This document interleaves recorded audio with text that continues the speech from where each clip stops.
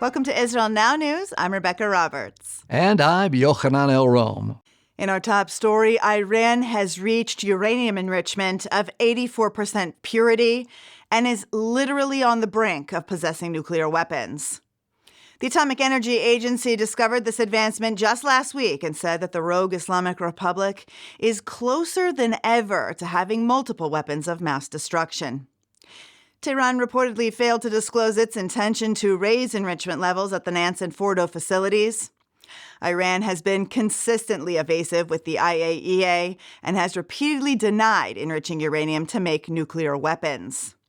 Rafael Grossi, the Director General of the International Atomic Energy Agency, previously stated that Iran has amassed enough nuclear material for several atomic bombs, and he said that the country's trajectory is certainly not a good one. Tehran has repeatedly threatened to wipe the Jewish state off the map, and Israel has taken this threat seriously. Jerusalem has said that it will strike Iran's nuclear program if it feels that an atomic attack is imminent. The United Nations Security Council has backed down from approving yet another anti-Israel resolution vilifying the Jewish state. The Palestinian Authority recently advanced a proposal asking the world body to condemn Israel after it announced plans to build homes for its citizens in the biblical heartland of Judea and Samaria. U.S. Republican lawmakers mobilized an effort to thwart the measure by writing a letter to President Joe Biden demanding that he oppose and veto any anti-Israel action at the United Nations. Dozens of American lawmakers also took to social media defending Israel and calling out the UN Security Council for its anti-Israel bias. Their efforts paid off, and the Biden administration reluctantly lobbied the UNSC to withdraw the referendum. However, the Security Council did issue a joint statement condemning Israel, which Prime Minister Benjamin Netanyahu called one-sided, and said it denies the rights of Jews to live in our historic homeland and ignores Palestinian terror attacks. Israel's observer delegation to the African Union was forcibly removed from a recent summit in Addis Ababa. Sharon Barley, Israel's deputy for Africa, was confronted by security guards during the forum's opening ceremony, and her team was physically escorted out of the assembly despite holding all of the proper credentials. Israel's foreign ministry expressed its outrage at the incident, saying that the African Union has been taken hostage by extremist countries such as Algeria and South Africa, which are driven by hatred and controlled by Iran. Israel's Foreign Minister Eli Cohen traveled to Ukraine, where he met with President Vladimir Zelensky. The two spoke of future cooperation and of their common enemy, Iran. Tehran has been providing Moscow with fleets of suicide drones used by Russia in its offensive against Ukraine. Cohen enlisted Zelensky to speak out against the radical Islamic Republic in the international arena and to join Israel in working to prevent Iran from advancing its rogue nuclear program. Immediately following Cohen's trip, MKs Yuli Edelstein and Ze'ev Elkin, both members of the Knesset's Israel-Ukraine Parliamentary Friendship Group, arrived in Kiev to meet with their Ukrainian counterparts. The two countries vowed to work together, and Israel renewed its commitment to provide needed humanitarian aid to the war-torn nation. The Knesset has overwhelmingly approved a measure to strip Israeli citizenship from anyone who receives payment for terrorism. The Palestinian Authority continues to encourage violence against Jews by paying monthly stipends to the families of terrorists. It also praises them as martyrs, making them heroes in their community. Israel has vowed to put an end to this practice, and in a recent show of bipartisan support, the Knesset overwhelmingly supported a bill which would punish anyone who accepts payment for terror by revoking their Israeli citizenship and barring them from the Jewish state. The vice president and CEO of Boeing Defense, Space, and Security came to Israel in a show of the company's commitment to the Jewish state. Ted Colbert said Boeing is currently working on bringing two types of advanced planes to Israel, the F-15IA fighter jet and the KC-46 refueling aircraft. He said that Boeing will continue to move forward to best support Israel's attack and defense capabilities. Both of the aircrafts that Colbert mentioned are crucial for long-range attack scenarios, such as a preemptive strike on Iran's nuclear facilities. Jerusalem is working to strengthen its ties with Saudi Arabia. Bloomberg News has reported that Israeli Prime Minister Benjamin Netanyahu wants to increase intelligence and military cooperation with the Gulf state. Riyadh is facing an increasing threat of fanatic Islamic elements attempting to destabilize the monarchy. Saudi Arabia has yet to join its neighbors in establishing a formal diplomatic relationship with Israel through the Abraham Accords, but the country reportedly holds clandestine ties with the Jewish state. In addition to its menacing nuclear program, Iran is also becoming a global exporter of advanced weapons. Israel's defense minister Yoav Gallant warned the Munich Security Conference that the Islamic Republic is currently holding discussions to sell advanced weapons, including unmanned aerial vehicles and precision-guided missiles, to no less than 50 different countries. Gallant said that Iran is no longer a local supplier serving proxy armies in the Middle East. It is a multinational corporation, a global exporter of advanced weapons. He said that from Belarus and Eastern Europe to Venezuela and South America, we have seen Iran delivering UAVs with a range of up to 1,000 kilometers. He added that this is a violation of UN Security Council Resolution 2231, and that all of this is happening while the missile embargo on Iran is still in effect. Mike Pompeo has taken a strong stand for Israel, calling for America to support the rightful homeland of the Jewish people. The former U.S. Secretary of State said that the United States should stand with and support its ally Israel. He criticized the Biden and Obama administrations for negotiating with PA leader Mahmoud Abbas, who he said is a known terrorist responsible for the deaths of many people, including Americans. The sale of the earliest known complete Hebrew Bible is expected to fetch up to $50 million. Sotheby's auction house believes that the 1,000-year-old Codex Sassoon is the most valuable historic document ever to be sold. The precious Hebrew manuscript is said to be one of the most important texts in human history.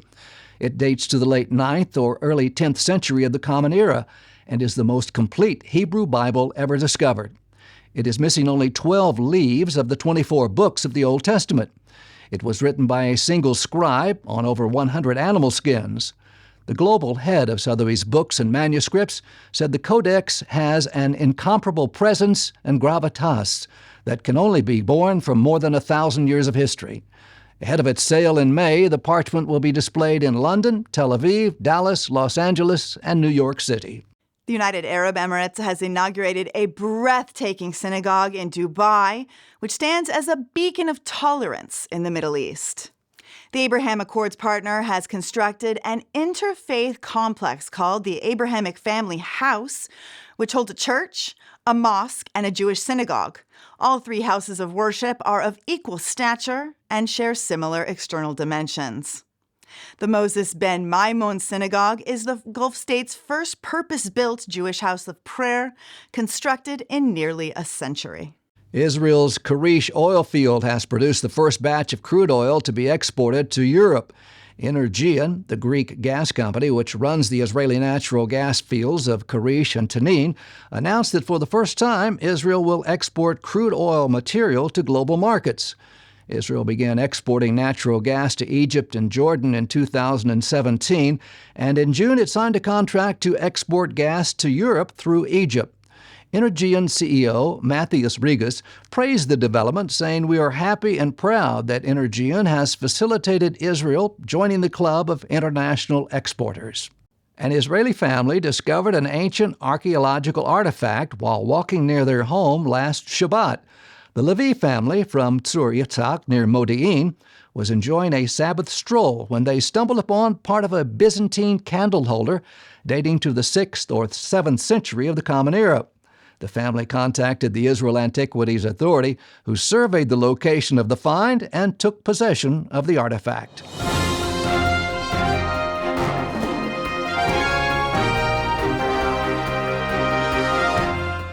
That concludes the news portion of our show. Stay tuned for Ask the Source with Josh Reinstein.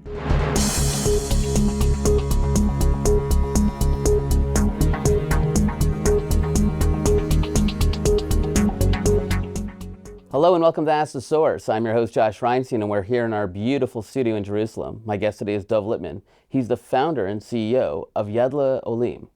Dov, thank you for being on the show. Thanks so much, Josh. Great to be with you. Tell our viewers a little about what is Yad L'Olim. Yad L'Olim was established a year and a half ago, in 2021, on the heels of the Corona crisis, when tens of thousands, if not hundreds of thousands of Jews and people around the world were trying to get into Israel and needed an advocate for them in the Israeli government, and also just needed assistance with all the bureaucracy that was involved.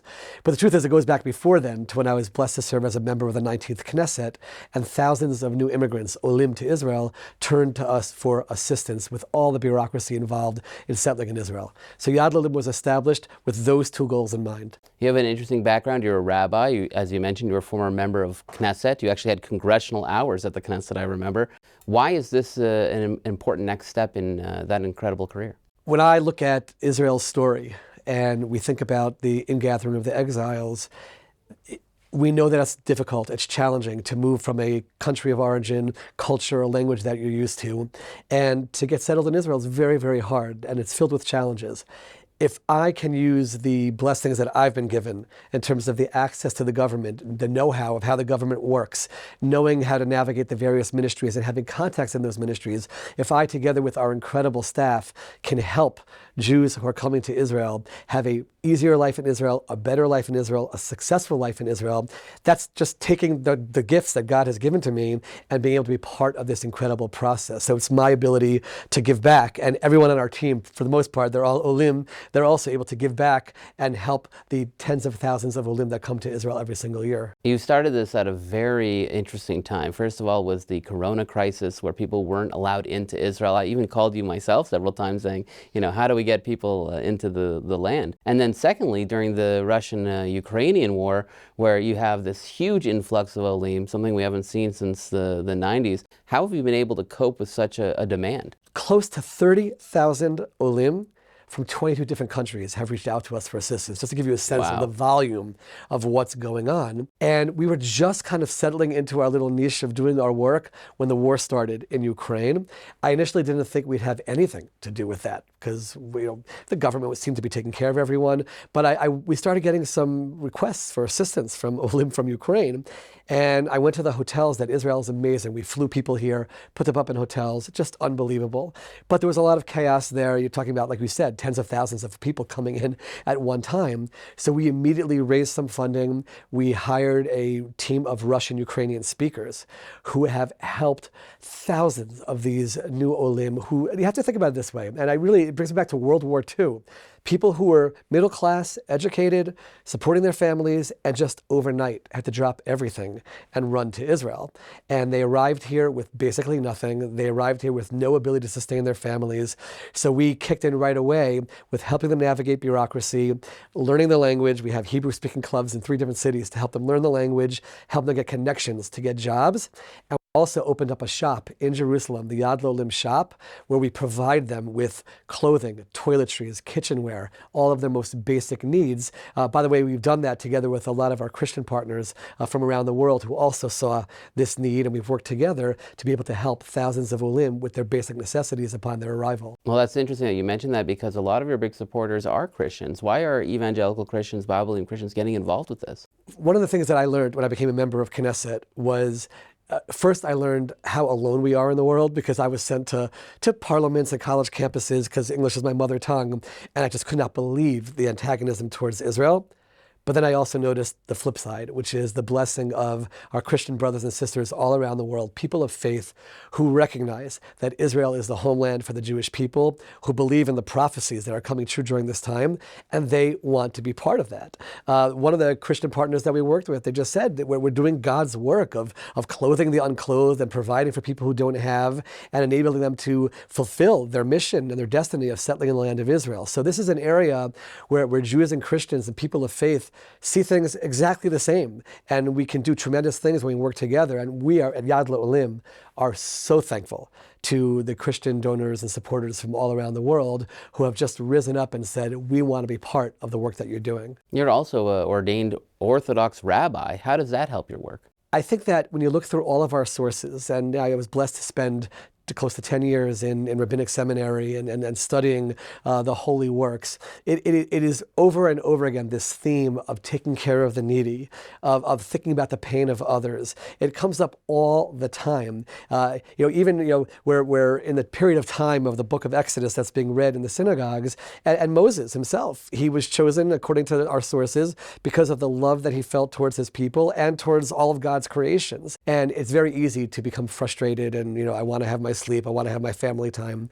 But when you recognize that every part of our tradition says that's what we're here for, we're here to be like God and to be giving and kind to others, and that's literally what Yad L'Olim is doing on a daily basis. We're just helping, reaching out our hand and giving to others. So that's where the sources that I've learned in my rabbinic training certainly comes in handy. Though there are literally tens of millions of people watching the show, what message do you have for our viewing audience? The message I have for the audience is we are blessed to live in the most incredible of times. You open up the Bible and you read about the ingathering of the exiles. For thousands of years, people of faith believed a time will come when that will happen. My friends, it's happening right before our eyes as Jews are returning to Israel from all around the world. And we at Yad L'Olim are playing our role in helping God make this miracle of the ingathering of the exiles happen. And if you are interested in getting involved in our work, you can come to our website, yadlolim.org, and find ways, both through financial support and otherwise, to be able to help us fulfill this divine mission. Thank you, Dov, for being on the show. And thank you for tuning in to Ask the Source. I'm your host, Josh Reinstein. Now back to the studio.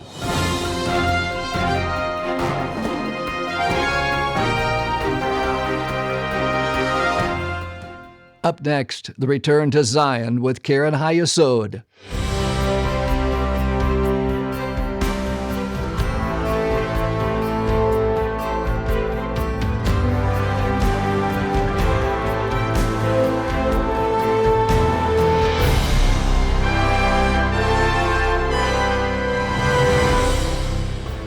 Shalom, and welcome to the Return to Zion with Karen Hayesod. I'm Sam Grunberg, World Chairman of Karen Hayesod, the leading official fundraising organization for the State of Israel. Aliyah is crucial to the success of the State of Israel.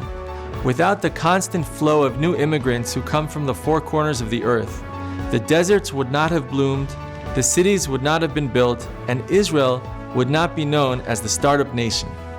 Listen to how God has brought His people back to Israel.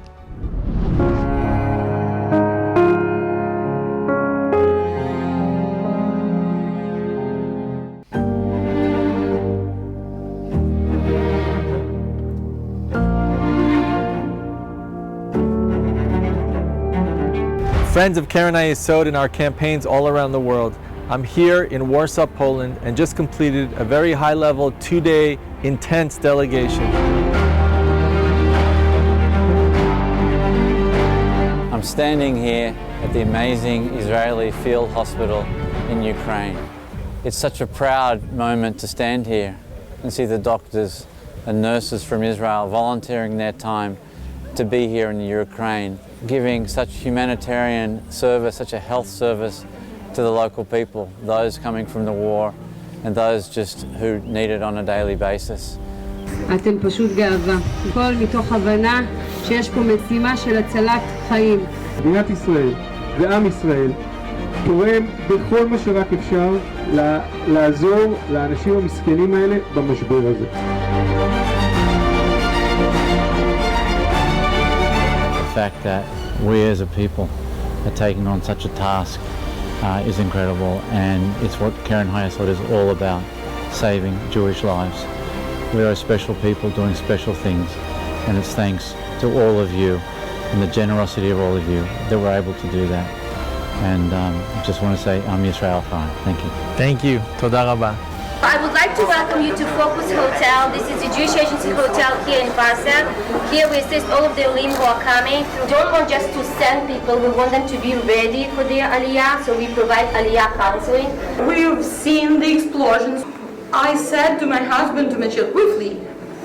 We gather all things and we flee this day. We almost had no things, no personal things. Everything we want is to stay within family, in fact. That's all we need. It's okay to lose everything. We just need to stay together. Just need to stay together, and we will do that. Everything you see here, it's the things that people donated. And people, I see how they feel. They are not sure if they can take, how much they can take. Really. And when I will take a pajama, I say, take 2, take 3. It's so nice. I'm having two t-shirts now. Why are you having only 2 t-shirts, dear?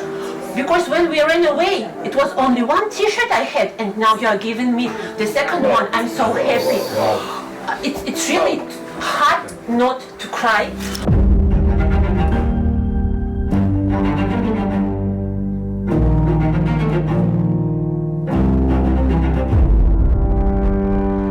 From my perspective as the chairman of the World Board of Trustees of Keren HaYesod, this is without doubt the proudest day of my time in the role, and it's a privilege that we have Israel, we have an incredibly strong diaspora, and we have a structure amongst us to act and act swiftly.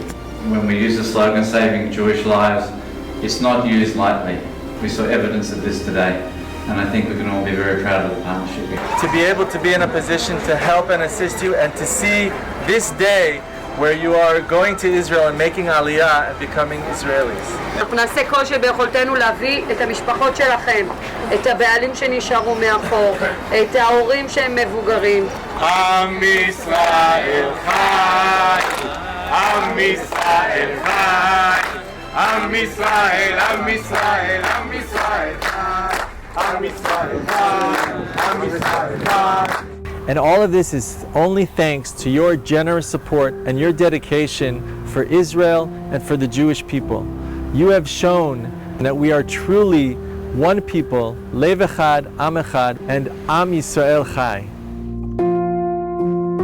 Now's the time for you to get involved. Assist Keren HaYesod to raise the necessary funds in order to bring Jews yearning for their homeland back to Israel.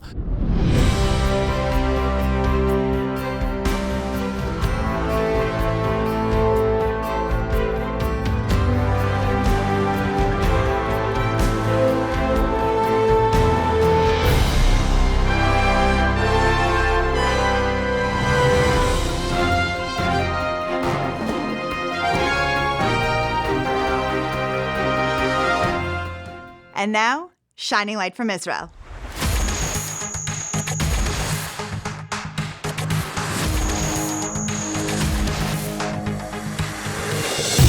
Located just a half-hour north of the city of Eilat lies one of the most majestic parks in the entire land of Israel, Timnah. Walking through Timnah Park is literally walking through time. 500 million years of geological evolution. All of this area at one time was covered by a huge deep sea called the Tethys Sea. And further to the east, 500 million years ago, came up these huge, massive granite mountains. But as the Tethys Sea began to dissipate, it carved off the top layer of this limestone mountain.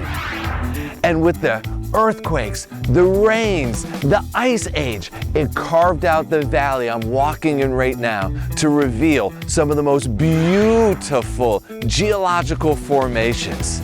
So let's go see some of them now. One of the great things about visiting Timnah Park is to be able to walk on this timeless landscape. Underneath all of these rocks you see behind me is sand just like this. And it makes me wonder, after another million years of erosion, what formations will be revealed.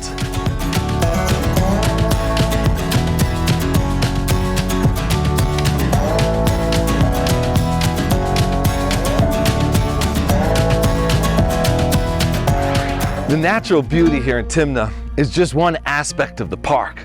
But when ancient man arrives here, they'll find something of value within its stones. As you walk about, you'll notice these beautiful green stones everywhere. This is copper ore, and it was during the Chalcolithic period here in Timnah that the Copper Age began. One of the ways ancient man would mine the copper here at Timnah would be to dig out these vertical shafts until they found a vein of copper ore like you can see right here. And then once discovering that vein, they would start to dig horizontally, digging out all of that ore and bringing it to the top. So in all of these shafts, you'll have channels from the left to the right, all following ores of copper. And as a visitor to Timna, one can explore these shafts on their own. Okay, now that we learned how they mined the copper ore, let's now learn how they smelted it.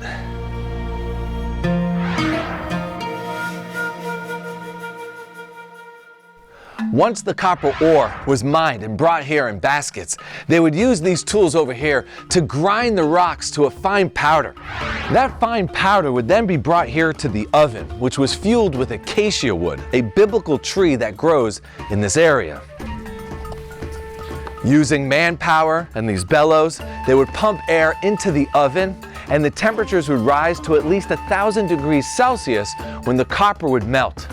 Copper, being heavy, would sink to the bottom of the oven, where the slag, the refuse, would slide out from a hole that was drilled into the side of the oven. Once it cooled off, what remained were these huge copper patties known as an ingot, and then they would melt it down, pour the copper into the mold, making a beautiful bar, creating an easy way to transport all of their copper. The Egyptian Empire will fall in the 13th century BCE, and the Edomians, who were already mining copper in what is today southern Jordan, began to mine copper here as well. King Solomon in the 9th century BCE will also establish mines here. These mines would be known as Solomon's Mines. In fact, the pillars, the beautiful formations you can see behind me, are named after King Solomon.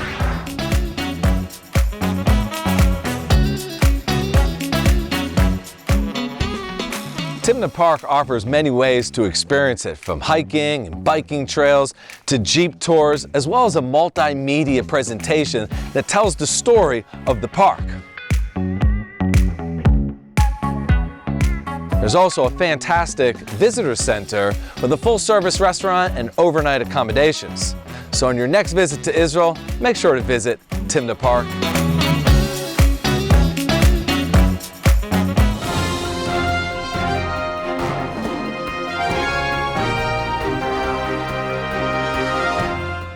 That's all for this edition of Israel Now News. I'm Rebecca Roberts. And I'm Yochanan Elrom, reporting from our studio in Jerusalem. Please join us again next week for all of your Israel updates.